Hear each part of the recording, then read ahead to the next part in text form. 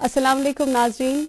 दूरदर्शन से रोजाना नशर होने वाले प्रोग्राम कोरोना वायरस से मुकाबला में आपका खैर मकदम है। मैं हूं आपकी मेजबान फरा जैदी। जैसा कि आप सब जानते हैं, इस प्रोग्राम की वसादत से हम आप तक मालूमात पहुंचाते हैं कि मुख्तलिफ महकमाजात जो है वो क्या काम कर रहे हैं कोविड से निपटने में, और साथ ही साथ लोगों तक अपनी खिदमात कैसे अंजाम दे रहे हैं, लोगों को कैसे आसाइश पहुंचा रहे हैं इस लॉकडाउन के चलते। तो जैसा कि आप सब जानते हैं कि रोजाना हमारे साथ कोई ना कोई खास मेहमान जो है प्रोग्राम में शामिल होता है और आप तक इसी हवाले से जानकारी वो पहुंचाते हैं। आज हमने प्रोग्राम में दावत दी है डायरेक्टर जनरल सोशल वेलफेयर मोहतरमा रुखसाना गनी साहिबा को, जो कि सूबाई सरबराह है महकमे समाजी बहबूदी की। मैडम, आपका बहुत खैर मकदम है प्रोग्राम में और तहे दिल से शुक्रिया अदा करते हैं कि आपने अपना वक्त निकालकर प्रोग्राम में आप शामिल हुई। शुक्रिया मुझे बुलाने का। जी मैम, चूंकि आलमी सतह के साथ साथ मुल्की सतह पर भी कोरोना वायरस से निपटने के लिए बहुत से इकदाम उठाए जा रहे हैं और अलग अलग महकमे जो है अपने अपने तरीके से इससे निपट रहे हैं और लोगों को आसाइश और राहत पहुंचाने की कोशिश कर रहे हैं। तो आपसे ये जानना चाहेंगे कि महकमे समाजी बहबूद जो है किन चैलेंजेस का सामना करना पड़ा लॉकडाउन के चलते, और आपने किस तरह से इन मुश्किलात से आप जो है पार हुए और कैसे लोगों तक अपनी खिदमत पहुंचाई? देखिए, जैसे आपको पता है कि समाजी बहबूद या सोशल वेलफेयर जो है ये वेलफेयर ओरिएंटेड महकमा है। जी बिल्कुल। जो सोसाइटी के डाउन ट्रॉडन जो गरीब तबका है जी, जो लोग किसी वजह से सोसाइटी के आर पार नहीं हो सकते, उनको ऊपर उठाने का काम करता है। और हमारे जिनको हम केटर करते हैं उनमें बुजुर्ग लोग हैं, वो औरतें हैं जो बेसहारा हैं, उनका कोई माली सहारा नहीं है, या फिर वो लोग हैं जो फिजिकली चैलेंज हैं, जो जिस्मानी तौर पे नाखैज हैं। तो उन लोगों के लिए स्पेशली इस लॉकडाउन में, कोविड की हालत में दफ्तरों तक पहुंचना बहुत ही मुश्किल है। अपना उनका जो हक है वो लेना, वो तो बहुत ही मुश्किल था। तो इस वजह से काफी चैलेंजेस थे हमारे सामने जी। लेकिन मुझे कहते हुए खुशी हो रही है कि हमने उन चैलेंजेस को, उनका मुकाबला किया, इनफैक्ट हमने सरमाउंट किया उनको। तो मैं आपको बताऊंगी कि डिस्पाइट जो है ये लॉकडाउन जो था जी। इस साल मैं आपको पहले अपने स्कॉलरशिप्स के बारे में बताऊंगी जो कि हमारे गरीब तबकों के बच्चों के लिए हैं, माइनॉरिटी बच्चों के लिए हैं जी। इस साल जो स्कॉलरशिप्स में हमने अचीवमेंट किया वो अगर इन टर्म्स ऑफ परसेंटेज हम काउंट करें तो 250% पिछले सालों के मुकाबले में ज्यादा हमने जी जी। इस साल हमने पूरे यूटी में 8 लाख बच्चों को स्कॉलरशिप्स प्रोवाइड दिए, जिसमें से कश्मीर डिवीजन में कुछ 5.25 लाख बच्चों को हमने, which is a record in itself despite the lockdown conditions. इसमें ये बात मददगार हुई कि एक ऑनलाइन प्रोसेस है सारा जी। एप्लीकेशंस भी ऑनलाइन होती हैं और बेनिफिट्स भी ट्रांसफर ऑनलाइन होते हैं, सो दैट वाज हेल्पफुल जी जी जी। तो उसके अलावा जो है हम जो पेंशन्स जो हम देते हैं बुजुर्गों को देते हैं, औरतों को देते हैं, तो पेंशन्स में हमारे यहाँ पिछले सालों में काफी पेंडेंसी रहती थी, यानी एप्लीकेंट्स बहुत होते थे तो लाखों की तादाद में पेंडिंग रह जाती थी जी बिल्कुल, क्योंकि उतना सैंक्शन नहीं होता था हमारे पास। लेकिन पिछले साल भी जो है गवर्नमेंट ने 1,30,000 जम्मू एंड कश्मीर के लिए जो है, इसमें से 65,000 कश्मीर को मिले जी। और इस कोविड की डिफिकल्टी को देखते हुए ज्यादा से ज्यादा लोगों तक बेनिफिट पहुंचाने के लिए गवर्नमेंट ने और 1,70,000 पेंशन केसेस जो हैं वो सैंक्शन किए जी। और इन हालात में इस कोविड लॉकडाउन में हमने हमारे को 85,000 कश्मीर को मिले, उसमें से जी जी within record time, within a period of about 15 days जी हमने वेरीफाई किए वो सारे केसेस, उनकी सारी जो है डिटेल्स कलेक्ट करके we have paid pension to those additional 85,000 also जी। और कुल मिला के आज की तारीख में हमारे यहाँ करीब 4.25 लाख कश्मीर में पेंशन ले रहे हैं, इंक्लूडिंग द न्यू 85,000 केसेस। तो उसके अलावा सोशल वेलफेयर के जो सिस्टर विंग्स हैं, जैसे ICDS है आपका, उन्होंने तकरीबन 6.5 लाख जो 0 to 6 इयर्स के एज ग्रुप में बच्चे हैं और आपकी लैक्टेटिंग मदर्स हैं, प्रेग्नेंट वुमेन हैं और out of school adolescent girls हैं, उनको सप्लीमेंट्री न्यूट्रिशन जो है हम पहुंचाया बराबर इस लॉकडाउन के पीरियड। इस हवाले से भी बात करेंगे मैम।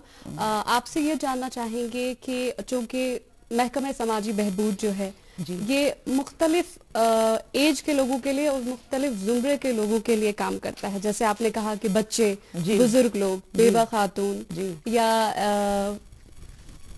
बेवा औरतें या फिर ऐसे बच्चे जो कि माल नरिश्ड है, ऐसे बच्चों के लिए काम करता है।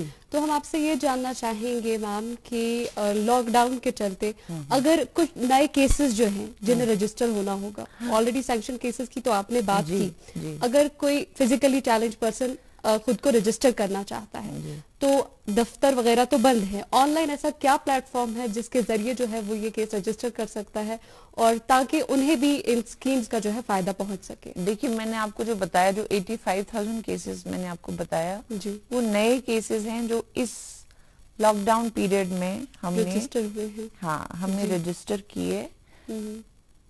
अभी हमारे पास पेंशन्स के लिए ऑनलाइन एप्लीकेशन का सिस्टम नहीं है जी, but we are in the process of developing it. Okay.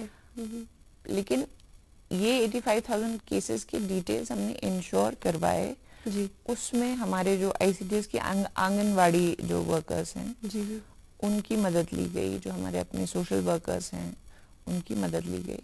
तो सबकी डिटेल्स कलेक्ट करके, सबके डॉक्यूमेंट्स कलेक्ट करके इंश्योर किया गया कि उनको पेंशन चालू हो जाए जी। लेकिन ऑनलाइन भी हम करने जा रहे हैं, डेवलप करने। जैसे हमारा स्कॉलरशिप्स का सिस्टम ऑनलाइन है, वैसे ही उसी तरह से पेंशन में भी जी ऑनलाइन हो जाए। तो मैम, लॉकडाउन के चलते एक बहुत ही बड़ा इशू सामने आया है, डोमेस्टिक वायलेंस या घरेलू तशद्दुद जी, क्योंकि ज्यादातर वक्त जो है घरों पे ही बीतता है जी।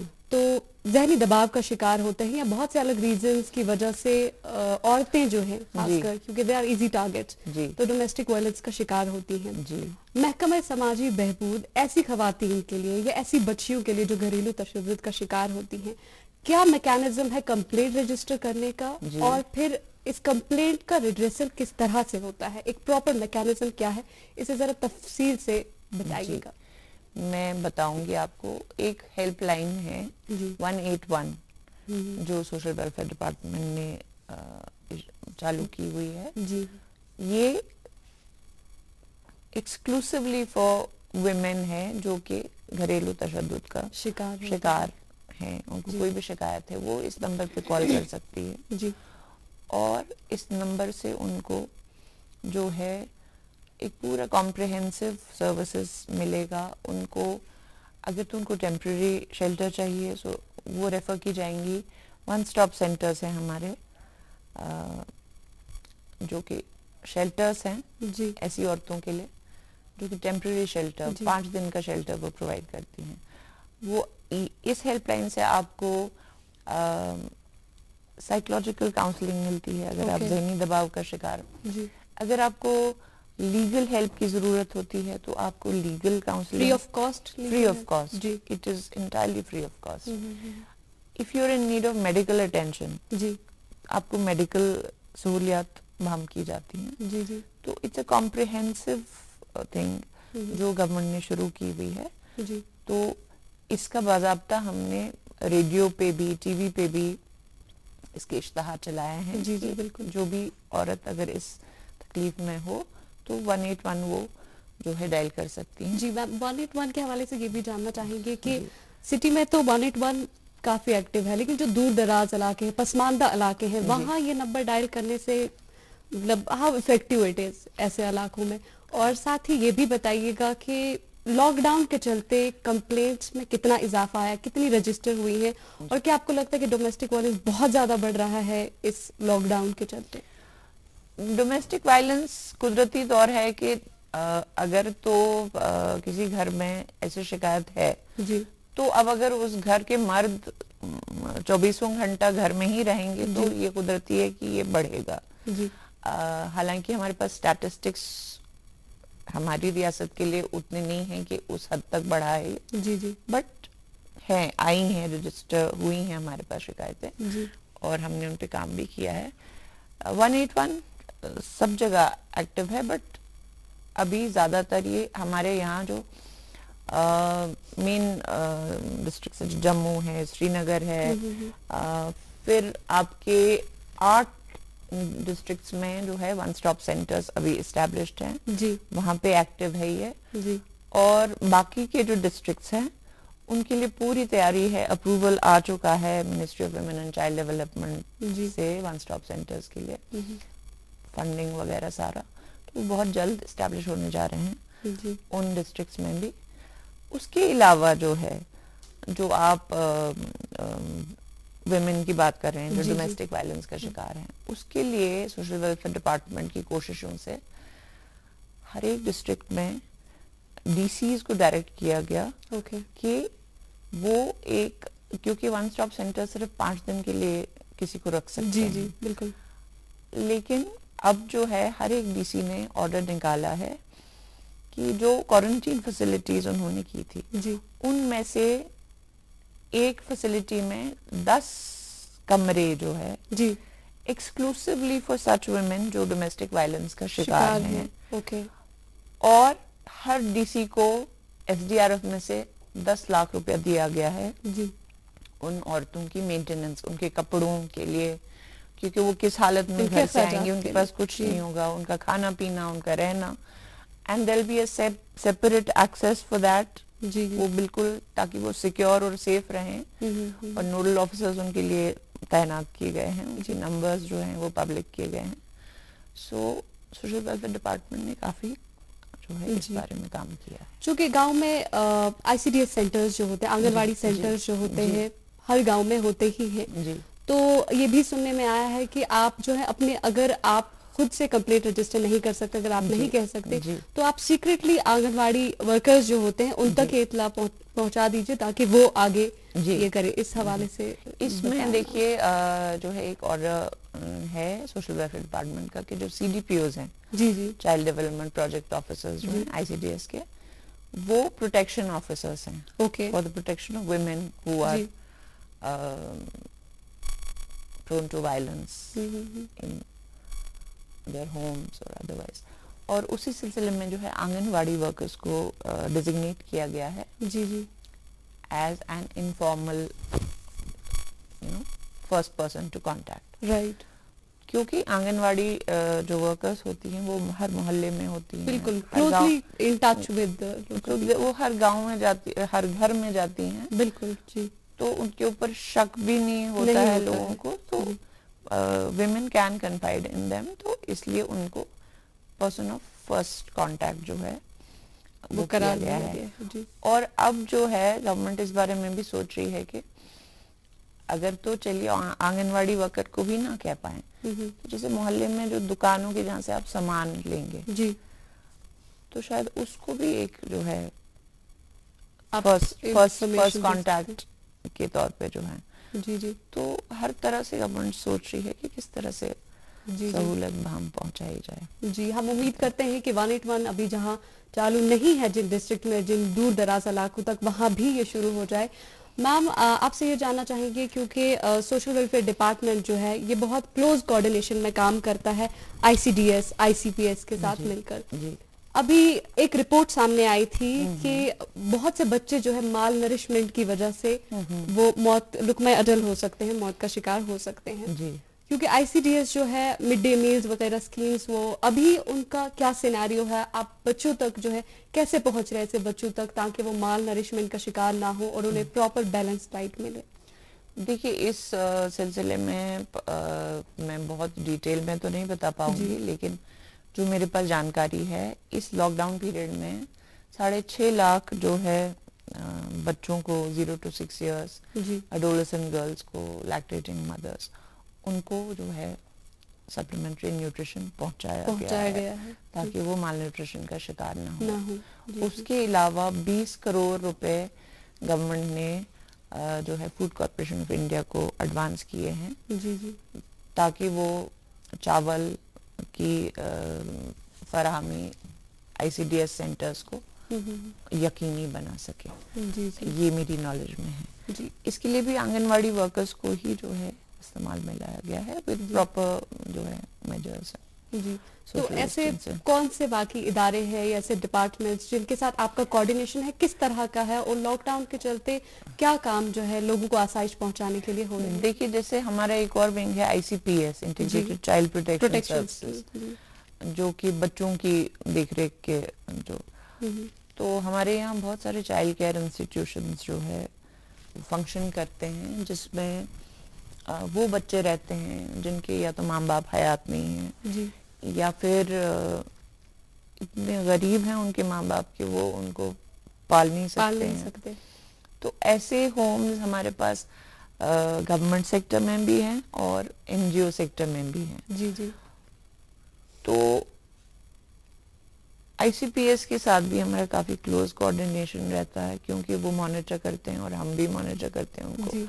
हमारे जो डिस्ट्रिक्ट सोशल वेलफेयर ऑफिसर होते हैं वो डिस्ट्रिक्ट चाइल्ड प्रोटेक्शन ऑफिसर्स भी हैं। Okay, so they have dual responsibility, in that way we converge. तो इस दफा जो है कोविड उन बच्चों को अफेक्ट ना कर पाए, उसके लिए भी सोशल वेलफेयर डिपार्टमेंट ने जो है हर डिस्ट्रिक्ट चाइल्ड प्रोटेक्शन ऑफिसर और यूनिट को 2-2 लाख रुपए दिए, ताकि इन होम्स में जो बच्चे हैं उनके लिए मास्क, सैनिटाइजर्स, हैंड वॉश और हर कोई कोविड से बचने का जो है वो बहाम रखा जाए। तो उनके लिए कमिटीज जो है तरतीब दी गई, जो कि वीकली और डेली रिपोर्ट करती हैं उनकी स्टेट ऑफ हेल्थ के बारे में, उनको सारा न्यूट्रिशन बराबर वो है, सब कुछ ये है मैसर है कि नहीं, और वो रिपोर्ट डेली जाती है ministry of women and child development को। और फिर जो है, क्योंकि कहा गया कि कोविड में जो बच्चे अगर ज्यादा नहीं होने चाहिए तो उससे बीमारी फैलने का खतरा है, तो उसमें जो है जो जुवेनाइल जस्टिस बोर्ड्स हैं आईसीपीएस के उसमें आते हैं वो, तो उनको डायरेक्शन दी गई कि वो बेल करें जो जुवेनाइल होम्स में या हमारे ऑब्जर्वेशन होम्स में जो बच्चे हैं जी, तो उनकी बेल की गई, तो उन्हें घर भेजा गया। और हमारे ज्यादातर होम्स में भी जो है उनको डी क्लास किया गया कि जिन बच्चों के जो पेरेंट्स या गार्डियंस या उस पोजीशन में थे कि वो उनको ले सकते थे तो उनको घर भेजा गया। तो बाकी लोग जिनका कोई जाने वाले नहीं था, they still continue in the homes, और वो बहुत अच्छी हालत में, बहुत अच्छी सेहत में जी। उनका वीकली और डेली मुआयना होता है जी। मैम, चूंकि महकमा समाजी बहबूद जो है अपनी खिदमात बेहतर तरीके से अंजाम देने के लिए एनजीओज के साथ भी कोलैबोरेट करते हैं, बिल्कुल। तो लॉकडाउन के चलते या कोविड इमरजेंसी जो है, अगर एनजीओज आपका असिस्टेंस लेना चाहें या आपके थ्रू जो है लोगों तक पहुंचना चाहे, तो आप किस तरह की असिस्टेंस ऐसी एनजीओज को या किसी भी वॉलंटरी ग्रुप को प्रोवाइड कर सकती हैं? देखिए, हमारा महकमा जो है हम ग्रांट एंड एड प्रोवाइड करते हैं एनजीओज को जी। तो इस दफा भी हमने तकरीबन 20 एनजीओज को जो है ग्रांट एंड एड प्रोवाइड किया है जी। और फिर उस ग्रांट एंड एड की मदद से वो जो एक्टिविटीज करते हैं तो वो उनको पूरा कर पाते हैं।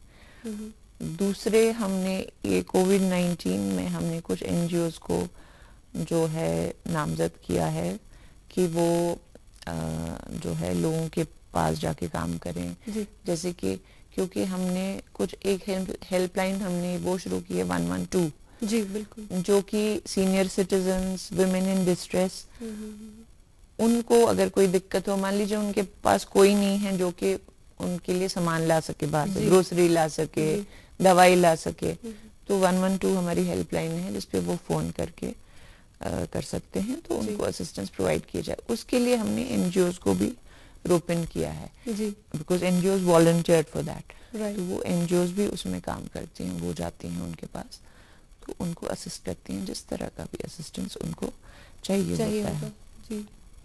उसके अलावा जो कोविड-19 में जो काम कर रहे हैं कर्मचारी, जैसे हेल्थ वर्कर्स हैं, जैसे आपके पुलिस के लोग हैं, या म्युनिसिपैलिटीज के लोग हैं, या पैरामेडिकल स्टाफ। हाँ, तो उनकी फैमिलीज का भी लुक आफ्टर जो है सोशल वेलफेयर डिपार्टमेंट करिए, यानी उनको कोई असिस्टेंस चाहिए जी या कुछ भी, तो वो सोशल वेलफेयर डिपार्टमेंट देख रहा है। जी मैम, बहुत सी हेल्पलाइंस के बारे में बात हुई, जैसे आपने बोला वुमेन इन डिस्ट्रेस या ओल्ड एज पीपल जो हैं, इसी तरह 1098 भी बच्चों के लिए एक नंबर है, जो बच्चे जरूरतमंद हैं या जो अब्यूज या ट्रैफिकिंग में ऐसे बच्चे जो है, तो कश्मीर में 1098 किन डिस्ट्रिक्ट्स में जो है इसका क्या रुझान है, कितना एक्टिव है और कितनी कंप्लेंट जो है रजिस्टर होती है?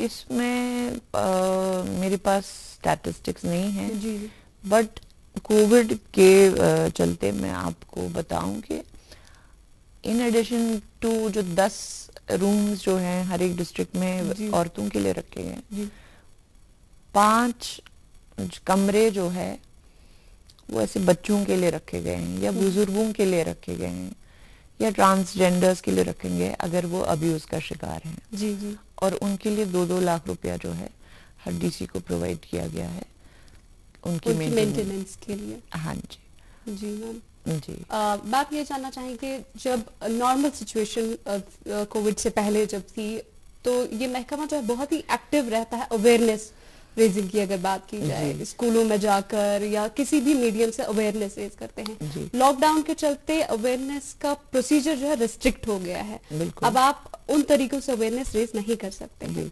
लेकिन वही ये भी मालूमात आ रही है, न्यूज सर्कुलेट हो रही है कि लॉकडाउन जो है it's not the ultimate solution, may be schools वगैरह जो है प्रॉपर गाइडलाइंस रहते हुए खुले, तो ऐसे में आप अवेयरनेस कैसे टेकअप करेंगे, आपका महकमा कैसे या कर रहा है अवेयरनेस, ऐसे जैसे बच्चों में हैंड वॉशिंग का, सैनिटेशन का ख्याल रखा जाए, इस सिलसिले में आपका महकमा किस तरह से जो है खिदमत अंजाम? इस सिलसिले में हमारे यहाँ हमने एक स्ट्रेटेजी सोची है कि जो है तहसील लेवल पे हमारे तहसील सोशल वेलफेयर ऑफिसर्स होते हैं, उनको हमने जो है सोचा है नोडल ऑफिसर्स डिजिग्नेट करने का, कि उनका जो एरिया ऑफ ये है या उनका जुरिसडिक्शन जो है उसमें जो भी इंस्टीट्यूशंस आते हैं एजुकेशनल, तो वहाँ जाके वो जो है लोगों को इसमें अवेयरनेस देंगे इस सब के बारे में, सैनिटाइजेशन के बारे में, हाइजीन के बारे में और स्कॉलरशिप्स के बारे में, क्योंकि काफ़ी दफ़ा बच्चे अवेयर नहीं होते हैं स्कॉलरशिप्स के। हालांकि मैंने आपको बताया हमने रिकॉर्ड अचीवमेंट इस दफ़ा स्कॉलरशिप में किया, लेकिन हम चाहते हैं 100% हो जी, कोई बच्चा ना छूटे, तो उसके लिए भी जो है वही लोग जो है नोडल ऑफिसर्स रहेंगे जी, and in tandem with the school education department हम उनके साथ भी टेकअप करेंगे, वो भी अपने तौर से जो है स्टेप्स ले रहे हैं जी। मैम, बहुत से यतीम खाने जो है वो चल रहे हैं और लॉकडाउन के चलते उन्हें भी बहुत सी मुश्किलात का सामना करना पड़ रहा है, तो आप ऐसे ऑर्फनेजेस को या ऐसे शेल्टर होम्स को किस तरह की असिस्टेंस प्रोवाइड करते हैं? ऐसे बच्चों के लिए आपकी क्या खिदमत रहते हैं, आप कैसे?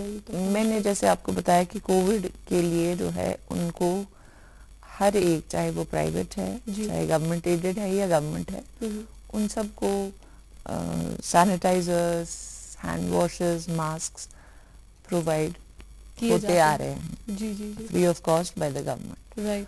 उसके अलावा जहाँ कहीं भी हमें डिस्ट्रेस कॉल आई किसी ऑर्फनेज से कि उनके पास राशन खत्म है या कुछ और ये है, तो वो हमने उनको प्रोवाइड करवाया, राशन किट्स भी प्रोवाइड की जी, और माली मुआवनत कुछ एक इंडिविजुअल बच्चे को उनके अकाउंट में कुछ जी पैसे जमा कराए, ऐसा वो एक स्कीम हमारे ICPS में है, स्पॉन्सरशिप स्कीम उसको कहते हैं, उसके तहत हर जिले में 58 जो है बच्चे जी वो स्पॉन्सर हो रहे हैं, उनको एवरी मंथ 2000 रुपीज उनकी एजुकेशन और उनकी लिविंग के लिए दिए जाते हैं जी। तो वो बच्चे जो ऑलरेडी यतीम खानों में रजिस्टर हो या कोई भी ऐसा यतीम बच्चा रजिस्टर करके इस माली मुआवनत से फायदा उठा सकता है? ये जो है ये स्पॉन्सरशिप जो है this is for children who live in homes who are not in an orphanage. Okay जी, क्योंकि ऑर्फनेजेस को भी गवर्नमेंट जो है मामलत करती रहती है और उनके पास प्राइवेट डोनेशंस भी बहुत आते हैं जी। उसके अलावा हम जो है यहाँ जैसे आपके स्पेशल एजुकेशन जिन बच्चों को दी जाए उन इंस्टीट्यूशंस को हम एड देते हैं, उनको स्पॉन्सर करते हैं, काफ़ी यतीम खानों को करते हैं, काफ़ी बाकी चाइल्ड केयर इंस्टीट्यूशंस को हम जी। मदद मैम ये जानना चाहेंगे, चूंकि महकमा समाजी बहबूद जो है इसकी पहुंच दूर दराज इलाकों तक भी होती है, सिटीज में यूजुअली जो है कोविड रिलेटेड इंफॉर्मेशन डिसेमिनेट करने में ज्यादा मुश्किलात का सामना नहीं करना पड़ता, लेकिन वही गांव में दूर दराज इलाका जात में एक बहुत ही दिक्कत का सामना करना पड़ता है। ऐसे में आईसीडीएस, आईसीपीएस या सोशल वेलफेयर डिपार्टमेंट इटसेल्फ जो है ये एक बहुत अहम रोल अदा कर सकता है इंफॉर्मेशन डिसेमिनेट करने में अपने जो भी रिसोर्स पर्सन्स होते हैं उनके जरिए। तो इस हवाले से आप क्या कुछ कर रहे हैं? देखिए, इस हवाले से जो है पूरे इस लॉकडाउन के चलते बहुत सारे जो है ऑनलाइन कोर्सेज किए गए जी आंगनवाड़ी वर्कर्स के लिए और जो भी सोशल वेलफेयर डिपार्टमेंट के ग्राउंड पे वर्कर्स हैं जी, और उनको इसमें ये सब बताया गया कि हाइजीन कैसे बताई जाए लोगों को, और घरों में खासकर औरतें या बच्चे जो हैं अगर वो ज़हनी दबाव का शिकार हैं जी, उनको उससे कैसे निकाला जाए। तो इस तरह के काफ़ी जो है 3-4 कोर्सेस हमारी वर्कर्स के लिए हुए और उन्होंने वो आगे वो जो है फॉरवर्ड करती हैं गाँव में, जी अवेयरनेस डिसेमिनेट करती हैं। जी। बहुत शुक्रिया मैम आपका प्रोग्राम में शामिल होने के लिए एक बार फिर से। और नाज़रीन, आपसे ये गुजारिश है कि आप घरों में रहें, बेवजह घरों से बाहर ना निकलें, जो भी एडवाइजरीज होती हैं स्ट्रिक्टली फॉलो कीजिए, अपनी सेहत का ख्याल रखिए और अगले प्रोग्राम में मिलने तक आपसे इजाजत लेते हैं। खुदा हाफिज।